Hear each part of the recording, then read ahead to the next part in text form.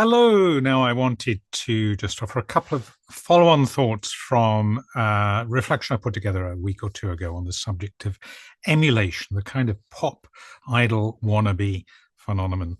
And very quickly, the new ideas, well, not particularly new to me, but new to share, that I wanted to mention are the idea of verbatim theatre, and secondly,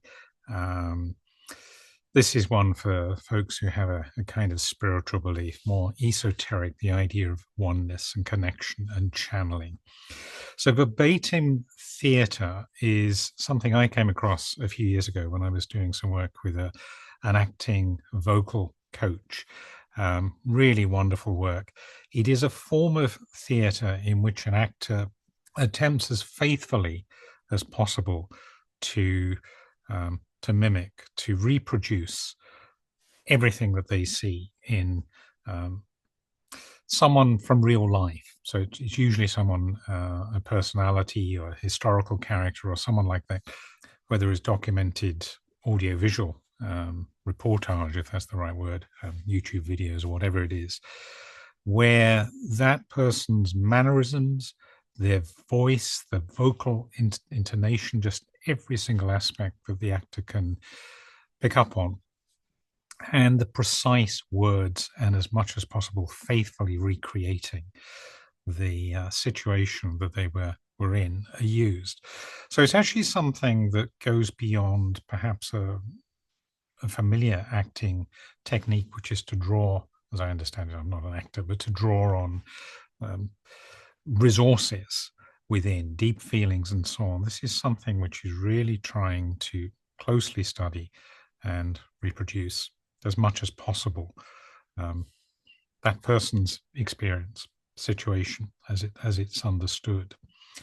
And my own experimenting with verbatim theatre really just primarily was around trying to get into the voice than anything else, so just an element of it. But I did find that in doing this and in studying very, very closely particular characters, that I did have a sense of relating. Now, whether or not that is actual channeling, which is kind of the second thread of what I wanted to add in as an additional thought, I don't know. It probably isn't, but it sort of maybe comes close to that. Channeling is something to be understood, I guess, if you have as I say, a kind of spiritual of faith tradition, this idea that there's something that moves within us, connects us with others, and specifically in this case, the idea of oneness, unity consciousness, tapping into archetypes that are available to everyone, kind of patterns for being. Again, I can only think of using the word spiritual here to describe that. So channeling not in the sense of sapping someone else's spirit and soul, heaven forbid, but kind of really relating very closely to the experience they're having. And perhaps what we are tapping into, what we are channeling, is drawing on, let's say, the same archetypes, the same origin in this universal field of consciousness. Could say an awful lot about that. Indeed, in other territory, I do write on that topic quite extensively in my spiritual interests.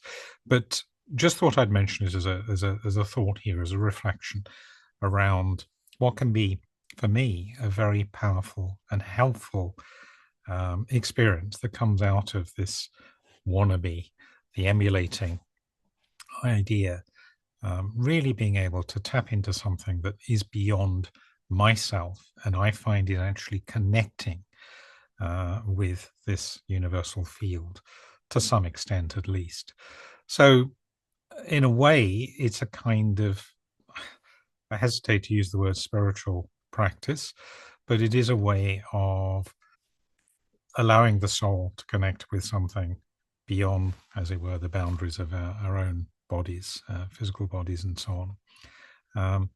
Something that for me has proved to be very rich in terms of the experience it gives and in terms of allowing expression across any kind of boundary, which of course includes transcending ideas of gender.